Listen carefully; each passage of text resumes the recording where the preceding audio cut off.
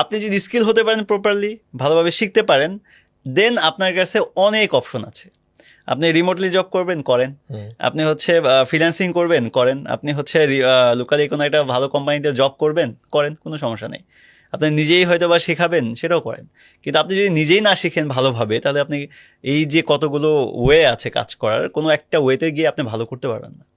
So এই জন্য হচ্ছে আমি বলি, এখানে আসলে যদি একটা এক্সাম্পল দেয়, আসলে 5 বছর বা 10 বছর আগে হয়তো আমরা কখনো চিন্তাই করতাম না যে কাঁচা বাজার করার জন্য আমাকে বাজারে যেতে হবে না।